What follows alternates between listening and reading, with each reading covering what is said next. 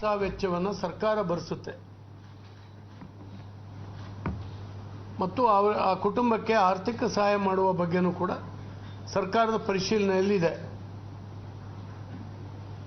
ನಾನು ಬೆಂಗಳೂರಿಗೆ ಹೋದ ನಂತರ ಮುಖ್ಯಮಂತ್ರಿಗಳ ಜೊತೆಯಲ್ಲಿ ಮಾತನಾಡಿ ಆ ಬಗ್ಗೆಯೂ ಕೂಡ ನಿರ್ಣಯವನ್ನು ತಗೊಳ್ತೇವೆ.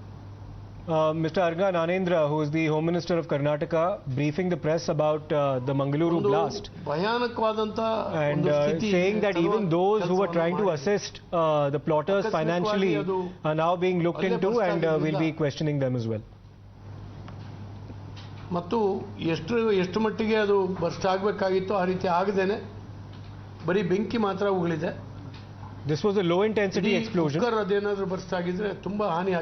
There could have been a possibility of an even greater explosion, but this happened to be a low intensity explosion and therefore the damages were not as serious. Material ನ ಜೋಡಿಸಿ ಬಾಂಬ್ ಅದನ್ನು ತಯಾರು ಮಾಡುವಂತ ಕೆಲಸದಲ್ಲಿ ಅವರು ಪರಿಣಿತರಾಗಿದ್ದಾರೆ. He was quite experienced in assembling explosives and putting bombs together. Terrorism ಗೆ ಒಂದು ದೊಡ್ಡ ಶಕ್ತಿ ಬರುವಂತ ಸ್ಥಿತಿ ಇದೆ. And this is something that might embolden other radicals and terrorists as well who might have similar designs. ಯಾರು ಈ ರಕ್ತ ಹರಿಸಿ ಪ್ರಾಣ ತೆಗೆದು ದೇಶದ ಏಕತೆಗೆ ಸಮಗ್ರತೆಗೆ ಭಂಗ ತರುವಂತ whoever tries to ಈ ರೀತಿ ಮತಾಂಧ ಶಕ್ತಿಗಳಿದ್ದಾವೆ hurt the sovereignty and integrity of India and national security will be dealt with strongly. ಅಂತ ಗಮನ ಹರಿಸಿದೆ. ಸೆಂಟ್ರಲ್ ಟೀಮ್ ಕೂಡ ಬಂದು ಇದರ ಹೊಣೆಗಾರಿಕೆಯನ್ನ ಒಂದೆರಡು ದಿವಸದಲ್ಲಿ ತೆಗೆದುಕೊಳ್ಳಬಹುದು ಅನ್ನುವಂಥದ್ದು ನಾವು ನಿರೀಕ್ಷೆ ಮಾಡಿದ್ದೀವಿ. Oh, the central team might actually come to Mangaluru and investigate the matters further and even perhaps take over the investigation. That is something that I anticipate as well. ಪೊಲೀಸರ ಜೊತೆಗೆ ಒಟ್ಟಿಗೆ ಸೇರಿ ಇದನ್ನು ಗಮನ ಹರಿಸಿದ್ದಾರೆ. ಒಟ್ಟಾರೆ ಇದನ್ನು ಎಲ್ಲೂ ಕೂಡ ನಾವು ನಮ್ಮ ಇಲಾಖೆ ಲಘುವಾಗಿ ತೆಗೆದುಕೊಳ್ಳಲಿಲ್ಲ. ಬಹಳ ಆಳವಾಗಿ ಇದರ ಅಧ್ಯಯನ ಮತ್ತು ಎನ್ಕ್ವೈರಿಗಳು ನಡೆಯುತ್ತೆ. The inquiry is proceeding in an extremely thorough manner. The investigation so far has been very careful and meticulous. We've gone into the details of what this man was trying to attempt and we'll continue our investigations in a thorough manner. ಏನು NIA ಕಚೇರಿ ಬಗ್ಗೆ ನಾವು ಕೂಡ ಕೇಂದ್ರ ಸರ್ಕಾರದ ಗಮನಕ್ಕೆ ತಂದಿದ್ದೇವೆ. We've even spoken to the central government about the possibility of an NIA inquiry. Bengaluru ಅಥವಾ ಮಂಗಳೂರು ಅಂತ ಹೇಳಿದೆ. ಅಲ್ಲ ಅದು ಆ ಬಗ್ಗೆ ಪಾಸಿಟಿವ್ ಆಗಿ ಯೋಚನೆ ಮಾಡ್ತಾ ಇದ್ದಾರೆ. We are positively thinking about the NIA in fact taking over this investigation. We're discussing with the center about it.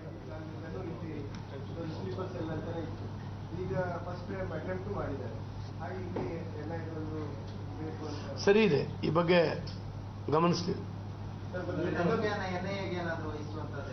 ಖಂಡಿತ ಜೊತೆಗಿದ್ದಾರೆ. ಒಂದೆರಡು ದಿವಸದಲ್ಲಿ ಆ ಬಗ್ಗೆ ನಿರ್ಣಯ ಆಗುತ್ತೆ. The NIA is very much with us. Central teams have also come here. In a couple of days we'll take a decision over formally handing over this investigation to the NIA.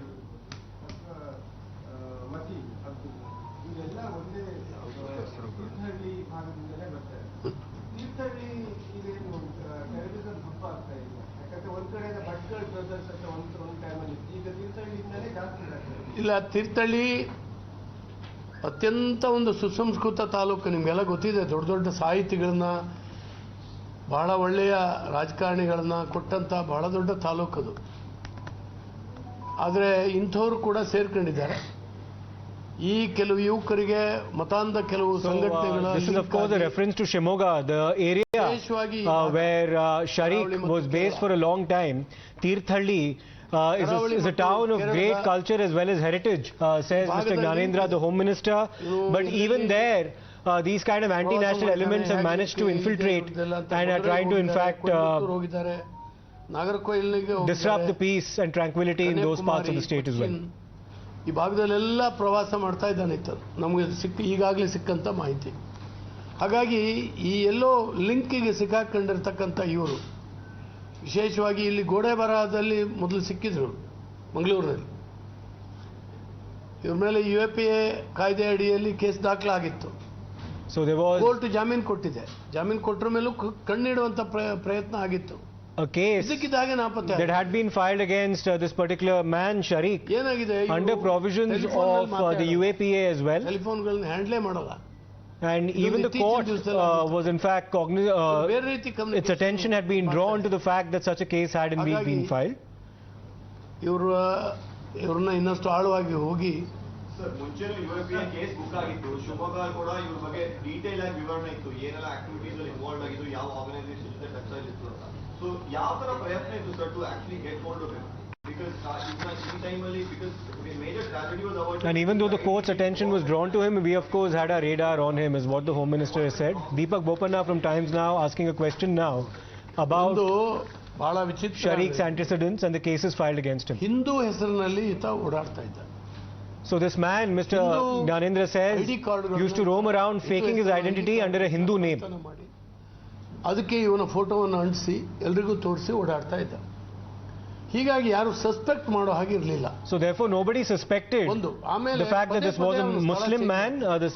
His name was Shariq because he was carrying a Hindu identity wherever he went. ಅದನ್ನ trace ಮಾಡೋದು ಕಷ್ಟ ಆಗ್ತಾ ಇತ್ತು. So therefore that made it all the more difficult to trace him as well.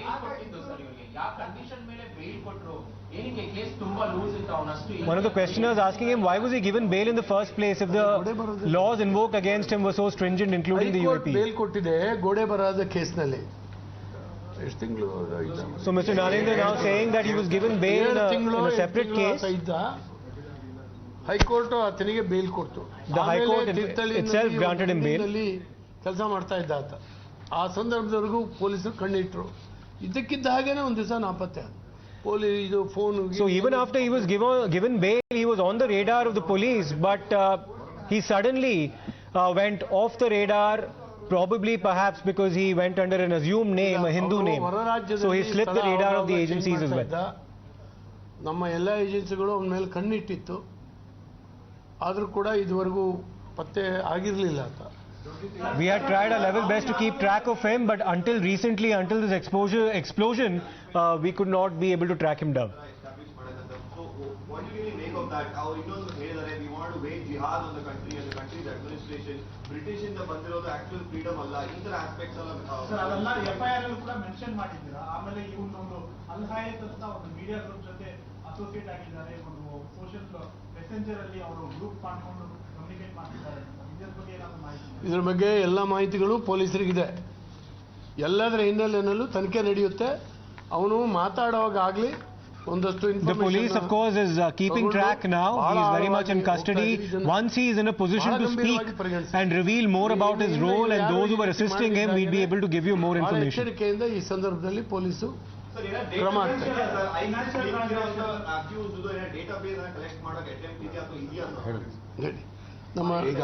ಈಗ ದಯವಿಟ್ಟು ಅರ್ಥ ಮಾಡಿಕೊಡಿ. First Kannada ಹೇಳ್ತೀನಿ ಆಮೇಲೆ. So Deepak specifically asked the police as well as the Home Minister, do you really have a database of people that you can actually keep track of even after they've been released on bail before they're actually arrested? ಕೆಲವು ವಿಷಯ ಉದಾಹರಣೆಯಾಗಿ to which the DGP is now saying ಅವರಿಗೆ ದುಡ್ಡು ಎಲ್ಲಿಂದ ಬರ್ತಿತ್ತು, ಅವರ ಹಿಂದೆ ಯಾರ್ಯಾರು, some of the issues we're tracking right now is how was this man receiving financial assistance.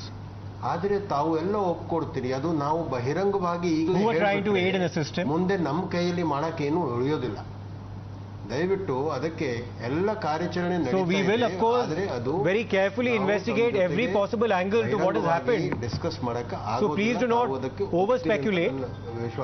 Once the information is forthcoming, we'll be able to divulge that to you as well. ಈಗ ಮುಖ್ಯವಾಗಿ ನಮಗೆ ಅಂದ್ರೆ ಈ accused ಅವ್ರದ್ದು ಪ್ರಾಣ ನಾವು ಉಳಿಸಬೇಕು. Most important priority right now is to save the accused's life. Victim ಯಾರಿದ್ದಾರೆ ಅವ್ರ ಪ್ರಾಣ ಅಂತೂ ಅವರು ಪಾರಾಗಿದ್ದಾರೆ. Unfortunately, the victim in this specific case has managed to survive and we are extremely grateful about that. But we want to save the accused's life so that we can investigate this matter thoroughly.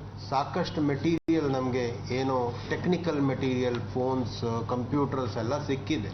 We've already managed to get a lot of technical material including phones and other gadgets.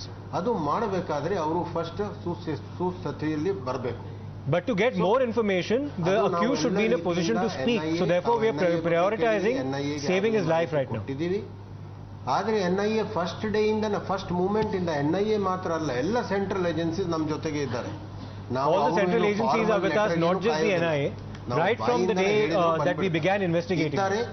Formally ಔಪಚಾರಿಕವಾಗಿ ಈ case NIA ಗೆ ಸದ್ಯದಲ್ಲಿ hand over ಆಗ್ತದೆ ಅವರಿಗೆ. ನಾವು we will be handing over the case to the NIA formally very soon. ಅಷ್ಟುವರೆಗೆ ನಾವು ಕೆಲಸ ಮಾಡೋದು ಸ್ಟಾಪ್ ಮಾಡಲ್ಲ. But that doesn't mean that we should stop working before we hand over the investigation to the NIA. We will be continuing our thorough investigation. ನಡೀತಾ ಇದೆ, ಎಲ್ಲ ಕಡೆ ಕಾರ್ಯಾಚರಣೆ ನಮ್ದು ನಡೀತಾ ಇದೆ. ಮತ್ತೆ ಬೇರೆ ಬೇರೆ ನಮ್ಮ ಕೌಂಟರ್ ಪಾರ್ಟ್ ಯಾರಿದ್ದಾರೆ ಬೇರೆ ಸ್ಟೇಟ್ಸ್ ಅಲ್ಲಿ ಅವರಿಂದ ನಮಗೆ ಸಹಾಯ. And we are also in touch with some of our counterparts in other states where Shariq of course had managed to move around.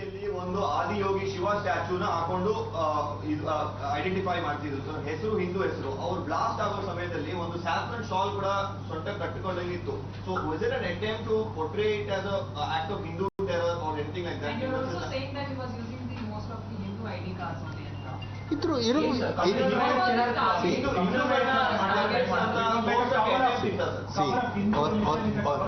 ಒಂದು ವಿಷಯ ನಾನು ಹೇಳ್ತೀನಿ, ಇದು ಎಲ್ಲ ಮಾಡಕ್ಕೆ ಉದ್ದೇಶ ಏನು? ಉದ್ದೇಶ ಎರಡು ಕಮ್ಯುನಿಟೀಸ್ ಮಧ್ಯದಲ್ಲಿ ವೈಮನಸ್ಯ ಜಾಸ್ತಿ ಮಾಡಬೇಕು. What was his purpose and intent? ಇದರ ಬಗ್ಗೆ ಡೌಟ್ ಇಲ್ಲ. To fake his identity. ಏನಾದರೂ ಬ್ಲಾಸ್ಟ್ ಆದ್ರೆ it was ಹಿಂದೂ ಇರಲಿ to disrupt communal harmony and drive a wedge between the Hindu and Muslim communities. ಒಳಗೆ ಡಿಫರೆನ್ಸ್ ಜಾಸ್ತಿ ಆಗ್ತವೆ. ಅಂದ್ರೆ ನಮ್ಮ ದೇಶ was to basically worsen the relations between the two communities. Unity ಇದೆ, ಅದು ಎಲ್ಲ ಡಿಸ್ಟರ್ಬ್ ಮಾಡಬೇಕು, ಅದು ಉದ್ದೇಶ ಇದ್ದೇ ಇರ್ತದೆ. And he wanted to disturb the peace. This was a specific question asked by Deepak Bopanna about the fake identity that Shariq carried, the fact that he was wearing a saffron shawl at the time of the attack or the explosion. Was this an attempt to implicate the Hindu community in a terror attack? That was the pointed question to which the DGP is now replying. ಉದಾಹರಣೆಯಾಗಿ ನಾನು ಒಂದು ಉದಾಹರಣೆ ಕೊಡ್ತೀನಿ. ಪ್ರೇಮರಾಜ್ಗೂ ಕರ್ಕೊಂಡು ಬರ್ತೀವಿ, ಯಾಕೆಂದ್ರೆ investigation ಅಲ್ಲಿ ಅವ್ರದ್ದು ಬಹಳ ಪಾತ್ರ ಇದೆ. ಅವರು ಮೇನ್ ವಿಟ್ನೆಸ್. ಅಲ್ಲಿ ಯಾರು ಬಾಡಿಗೆ ಕೊಟ್ಟಿದ್ದಾರೆ ಮೋಹನ್ ಕುಮಾರ್ ಅವ್ರಿಗೂ ಕರೆಸ್ತೀವಿ. We'll be summoning a lot of people for the investigation, including the person who was the ತಗೊಳಕ್ಕೆ ಕರೆಸ್ತಾ ಇದ್ದೀವಿ. was in the auto at the time this happened. ಕೆಲವು ಜನ ತಾವು ಅವರಿಗೆ as well as the person who rented the flat to Shariq. So we'll be investigating this thoroughly by summoning all the people concerned. Bengaluru, Mangaluru, Shivamogga ಮತ್ತು ಮೈಸೂರು ಸೇರಿ ಒಟ್ಟು 8 ಕಡೆಗಳಲ್ಲಿ ನಾವು ಶೋಧನೆಯನ್ನು ನಡೆಸಿದ್ದೀವಿ. ಈಗ 4 We've conducted searches. This is another official saying that we've conducted searches in multiple locations around Karnataka, including Bengaluru, Mangaluru, Shivamogga and one other place. ಸಾಹೇಬ್ರೇಟಲ್ಲಿ ಅವರ ಆರೋಪಿಗಳ ರೀತಿ ಇರ್ತಲ್ಲ, ಮನೆ ಬಾಡಿಗೆ ಕೊಟ್ಟಿದ್ರು ಅಂದ್ರೆ ಯಾವ ರೀತಿ ಪಡ್ಕೊಂಡಿರ್ಬೇಕು ಅಂತ. So the flat that he was staying in, which had been rented out to him, how did he come to meet the landowner? What kind of financial transactions did they have? Some of these details will also be ascertained. September ತಿಂಗಳಲ್ಲಿ blast ಆಯಿತು. ಅದರ investigation ಆ ಟೈಮಲ್ಲೇ ಇವರಿಬ್ಬರು ಕೂಡ ಈ ಐಸಿಸ್ನ ಅಲ್ಹಯಾತ್ Telegram ಗ್ರೂಪಲ್ಲೂ ಕೂಡ improve ಆಗೋದು ಆ್ಯಂಡ್ ಅವರು ನೆಕ್ಸ್ಟ್ ಲೆವೆಲಲ್ಲಿ ಇನ್ವಾಲ್ವ್ಮೆಂಟ್ ಇದೆ ಅನ್ನೋದು ನಿಮ್ಗೆ ಗೊತ್ತಾಗಿದೆ. ನಿಮ್ಮ ಪೊಲೀಸ್ ರಿಪೋರ್ಟ್ ಕೂಡ ಅದಾದಮೇಲೆ 2 months ಅಲ್ಲಿ ನೀವು ಹೇಳಿದ್ರಿ ಅವರ ಮೊಬೈಲ್ ಯೂಸ್ ಮಾಡ್ತಿರ್ತಾರೆ. ಮೊಬೈಲ್ ಯೂಸ್ ಮಾಡ್ತಿಲ್ಲ ಅಂತ ಅವ್ರನ್ನ ಟ್ರ್ಯಾಕ್ ಮಾಡೋದಕ್ಕೆ ಸಾಧ್ಯನೇ ಆಗಿಲ್ವಾ? ನಿಮ್ಗೆ ಅದರ ಎಲ್ಲೋ ಒಂದು ಕಡೆ ಫೇಲ್ಯೂರ್ ಆಗಿದೆ ಅಂತ ಅನ್ಸುತ್ತೆ.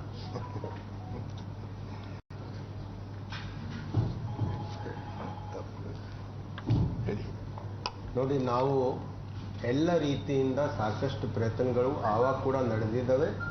ಏನೇನು ನಡೆದಿದ್ದಾವೆ ಅದು. So a specific question was asked of him about why you were not able to track him down earlier. ಏನಿದೆ ಅದು to which the DGP is now responding by saying that ಕೊಟ್ರೆ ಅದು ಎಲ್ಲ ನಮ್ಮ investigation. We've tried our level best to keep track of him.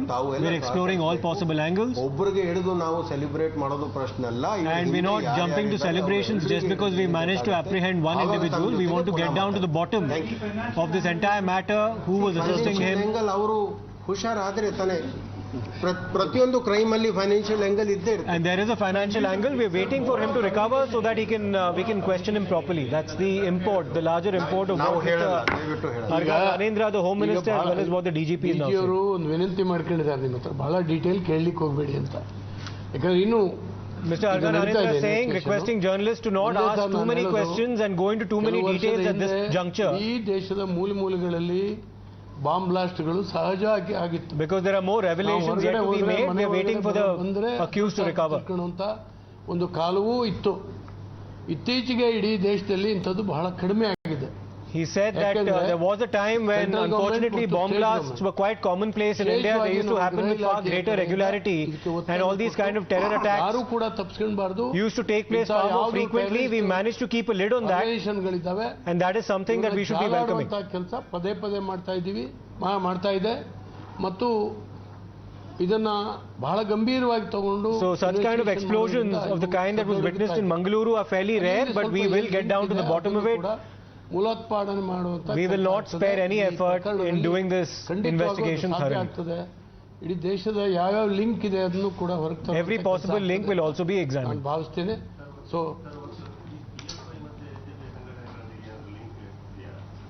ನೋಡ್ಬೇಕು ಇನ್ನು ಕೂಡ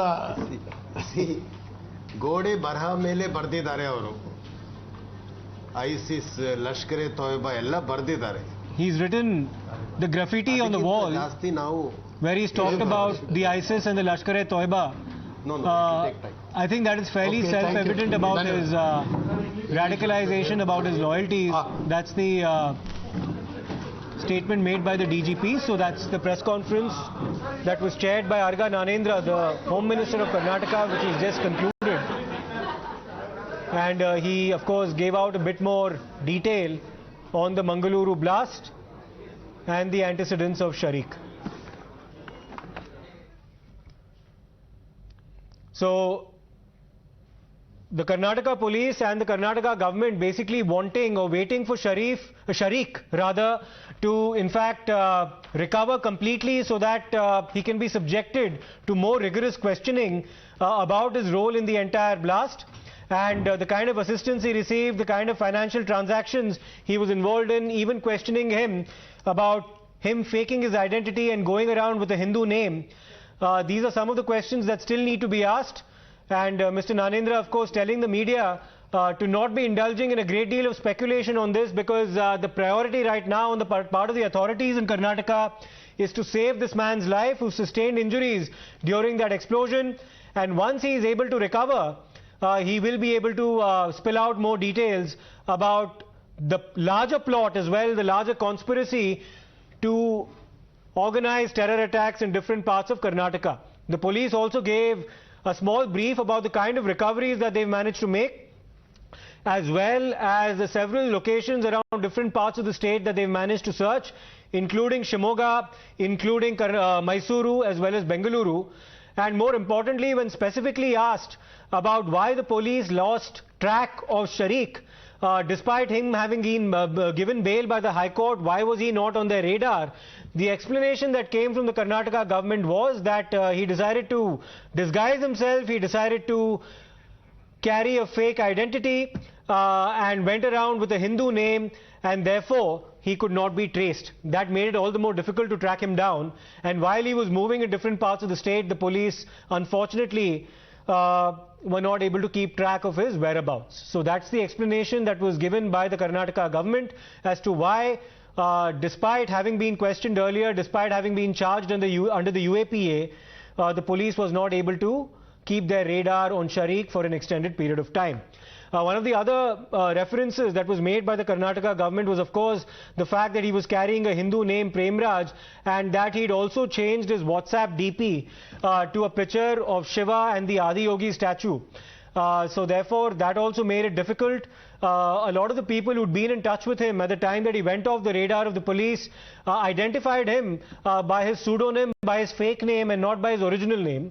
And therefore, it was very difficult to keep a sustained track on Shariq. Let me in fact go across to Deepak Bopanna, who was there at the press conference with Araga Jnanendra, the Home Minister of Karnataka. Deepak, you asked some very pointed questions. We were able to actually hear it. You asked the Karnataka police and the government specifically about why they were not able to keep track of this man, despite him being charged under provisions of the UAPA in one specific case and him being given bail by the courts. The police lost track of him, and were not able to keep him under scrutiny. The explanation that was coming from the police appeared to indicate that because he changed his name, they lost track of him. ಬೇಕಾಗುತ್ತೆ ಸಂಸ್ಥಾನ ಅನ್ವೇಷಣೆ ವ್ಯಾಪಿಸಿ Well, Siddharth, we should be, when you look at this incident and how it has transpired, one should be somewhere grateful that, no more people were injured. And, the auto driver who is the victim in this particular case is safe. This individual, Shariq, who's been wanted, from the last couple of years in terms of, he was booked under UAPA. There was a need to, keep track of him. Then, of course, the Shivamogga incident happened where, again, the police learned that he was one of the masterminds who was in, international terror groups, sharing PDF files of making IEDs. They, in fact, even did a trial blast in Mangaluru, and he was a prime suspect there. Despite all of this, him being able to move from city to city, from district to district, various modes of transport, carry IEDs, buy material, assemble all of this, stay in a rented apartment, go to training centers where he's learning about, how to operate and work around circuit boards. All of this, of course, raises serious questions as to how, the police failed to identify him through all his movements. The defense that came in now from the Home Minister is that he used his, Hindu identities to really conceal himself, be it, the name of Prem Raj that he used to get a rented apartment, be it even display pictures of, Hindu gods that he used. In fact, even after the blast, we in fact put out that video as well a couple of days ago, where you can see him walk around. At that point in time, his hands burnt, and he has a lot of burn injuries on his body, but in his waist, he's tied around a saffron towel. So, the police here believe that this is how he masters identity. He also never used mobile phones, hardly used them to communicate, used a lot of applications, be it Telegram or other applications of, what's available on the web. And, even to share files, they used very encrypted software to ensure that not a lot of detail was leaked. So this is how they managed to, hoodwink the cops, is what they believe. The cops are saying that they have kept a very close watch, and they have more details that will emerge. And the intention is not just, Shariq, but, the bigger conspiracy behind this. And thereafter that, then they're requesting that the media just have some patience at this point in time so that the police can do their job. But of course, up until now, there have been several questions that have come up about how the cops could have dealt with this case a little differently. And like I mentioned, one has to be grateful that, this IED didn't go off in the location and the way it had actually, they had planned to. Right, so the details that the police officials have received as of now, like we've been tracking since day one, is that he hid behind a Hindu identity, and he was in touch with several people from different states, including Tamil Nadu as well as Kerala. Now, Araga Jnanendra, the state home minister, reaching the spot, speaking to the victim and also addressing the media, where he spoke about where the investigation is headed. In fact, Times Now has accessed explosive details pertaining to Shariq, the prime suspect in the auto rickshaw blast case in Mangaluru. Remember, Shariq and his associates had carried out an experimental blast in a remote area in Shivamogga in September this year. The Karnataka police prepared a dossier on Shariq and his associates, Yasin as well as Maz. This throws up some startling details of their conspiracy to further the terror activities of Islamic State in India. The police dossier shows that the trio was planning to establish Islamic Caliphate in India and wanted to wage ISIS-style jihad against Kafirs. In fact, as per the police, the three were radicalized since the pre-university days and used social media apps to share radical material. In fact, they had also purchased components to make bombs and also received information for bomb making from ISIS official media channel on Telegram. These are the details that the police dossier reveals. Deepak Bopanna has accessed this police dossier. Deepak, sensational details that have come in of the kind of radicalization that they had over the years and what their larger plan was of a Islamic Caliphate in the country. Yes, some really dark intentions that have been mentioned by the police in this particular report, or the dossier of sorts prepared on Shariq and his three close aides, Maz and also Yasin. Maz and Yasin, after of course the trial blasts that took place in, by the Tunga River, in near Tirthalli, they were picked up. But Shariq, continued to evade the cops. Even then, the cops, of course, are saying very serious attempts were made to identify, trace him, but they couldn't. But in this particular dossier, the aspects that are mentioned is about how, they were not just happy with the freedom that, India has got from the British. They said that the real freedom is when they wage war against the country's administration. They even speak about setting up, the Shariat law in the country. They speak about setting up a caliphate. This is very inspired by, the ISIS way of, speeches and thought process. They were even in a Telegram channel, an official channel of the ISIS called Al Hayat. They were a part of this particular channel, and they got most of the inputs from there. And they used to share PDF files, or videos, audio files about how to make IEDs. They used apps like Element, Wire, Telegram, Instagram even. It depended on the sensitivity of the material as to which app they used, and this made it increasingly hard to really trace some of this communication. We are in fact getting more aspects in this particular dossier of sorts that has been prepared, which talk about their entire plan, where they wanted to see a rise of Muslim supremacy in the country. Overall, the attempt was to establish an Islamic caliphate of sorts. So it was quite a dark plan that they had, and definitely the police knew about most of these aspects because of the questioning that Yasin and Maaz were put through. And this was not just very recent. Maaz and Yasin were classmates back in the pre-university days in Mangaluru. Maaz was known to Shariq. Shariq and then met Maaz and Yasin. The trio really came together.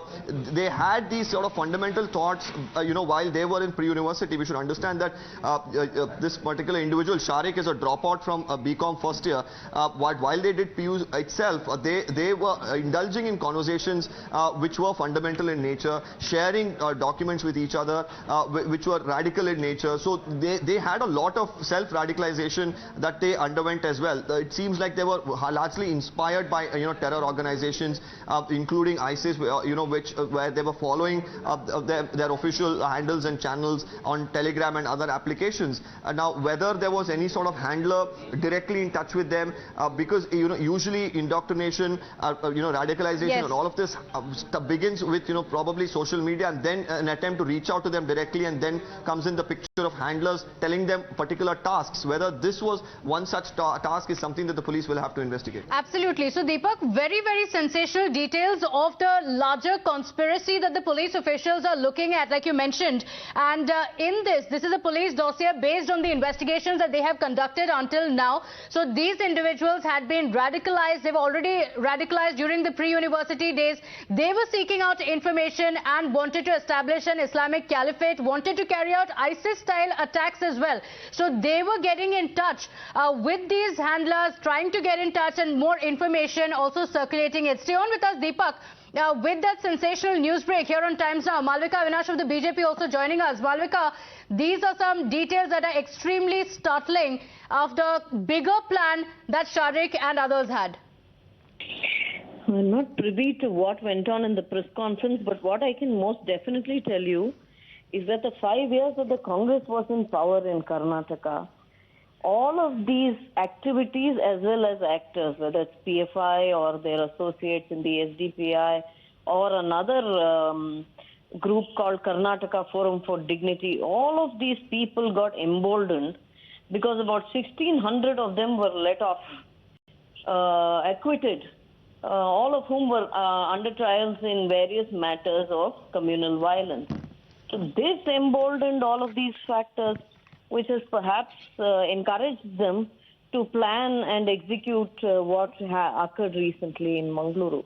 So why didn't the police officials act? Because they were also booked under stringent UAPA Act, back in 2020 as well, under watch for terror activities. So why were the police officials not aware of him traveling from Mysuru, then to Mangaluru and various parts of Karnataka? No, like I said, see, this has been going on for a while. We came to power in 2019 and in 2020. All right, former DGP of Jammu and Kashmir also joining us, SP Vaid, on the broadcast with us. Mr. Vaid, very, very sensational details that we've accessed. Deepak Bopanna accessing the police dossier on Shariq that says that the plan was to have an Islamic caliphate in the country, and they were trying to circulate several information documents regarding ISIS, wanting to carry out ISIS-style attacks in the country. Yes, I have no doubt about intentions of the global terror outfits like ISIS and enemies of India in the neighborhood, that they want to convert India into Islamic caliphate, and in a big way the internet and social media is being misused. There is a huge threat to the country from cyberspace. I have been impressing upon the authorities even when I was DGP in J&K, because J&K we have been facing it for quite some time, and now the whole nation, and particularly the southern states where education level is higher, is being targeted by these outfits. Both the boys were engineers, engineering students, when the one involved in Mangaluru and Coimbatore, both were studying in engineering. And look at the way this radicalization is taking place, how they are attempting to convert the country into a caliphate, and a serious action plan is required at the national level. And all state governments must coordinate. I think state police and state governments are ill-equipped to handle this unless a national level action plan takes place. And we must counter this. The narrative has to be changed. There should be some counter narrative. They are trying to create misinformation on the cyberspace, radicalizing these young boys, and competitive political appeasement is harming the interest of the country. Absolutely. And, the details have revealed that they've been radicalized over the last few years. Mr. Vaid, thank you for joining us. So a lot of information also being shared on the encrypted app Telegram, and this was the ISIS group of Al Hayat, which they used to get this kind of information. Deepak Kumar is also joining us from the newsroom with the details of the police dossier that Deepak Bopanna has accessed. Deepak, what are the details? What does it say? The police officials writing out this information after a detailed probe. Right, Pratibha, what we have here is the police dossier which exposes a larger conspiracy by the trio. So if I've highlighted a few pointers here which exposes how these guys plotted and planned to establish a caliphate rule in India. So if I could read out, it says that Ugra Sangatane Islamic State, that is ISIS, they carried out activities on behalf of ISIS, and their main intention was to fight against the administration of the country. And they said that the real freedom that they've got so far is not real, and what they wanted to do was they wanted to dethrone the administration right now at the helm. And also these the trio in spoke to each other on these encrypted apps like Telegram, Instagram, and also other applications. They shared the PDF files which basically had the toolkit on how to carry about their activities. So here the dossier also says that Shivamogga Tunga Nadiya Dadadaliruva Staliya Kamanagundi endu Kareyuva Jagadali. That means in a place in Shivamogga on the river banks, they had stored all their explosives which they wanted to use across the state. And here also the police have highlighted what they have seized. They carried out multiple raids across 11 spots in Shivamogga, and they've recovered about 14 mobile phones, 1 laptop, 1 dongle, 2 laptops, 1 pen drive, and also other electronic gadgets. And along with that, bomb spota ಮಾಡುವ ಸ್ಥಳದಲ್ಲಿ ದೊರಕಿದ ಭದ್ರತೆಗೊಂಡ ಬಾಂಬ್ನ ಅವಶೇಷಗಳು. That means the items, or rather the materials used to to make these bombs were also recovered from these spots. And along with that, they've also mentioned that these 3 people met in their PUC days, and all of them were from the same region, the coastal Karnataka region, where they hailed from Mangaluru, Shivamogga, and the other one hailed from Malnad, and all of them met at a pre-university college. They discussed the entire plot. They discussed the Islamization plan, and also they plan to execute these their activities across across the state, and one of the precursors to this was a blast in September. That was a minor blast, and that led to another blast in Shivamogga, which now has exposed their larger conspiracy, Pratibha. Absolutely. So, Deepak Bopanna, the rise of Muslims in the country, real freedom. In fact, the police dossier very clearly mentions the plan of the trio was for real freedom. They had discussed even back in the pre-university days of real freedom, saying we got freedom from the British, but real freedom will come only if we have a fight against the administration. And it was a well thought out step-by-step process, like we've been mentioning, the anti-CAA stir during the pro-hijab protests in Karnataka, and then again a much bigger conspiracy this time around with bombs being made at home. Yes, Pratibha, and they were quite active through this entire, sequence of events that you mentioned in Mangaluru in particular. Be it the anti-CAA stir or, the protests against NRC. Now, in Mangaluru, we've extensively reported this on Times Now, of course, where we had put out all the details about the involvement of various organizations as well during that time, including that of the PFI.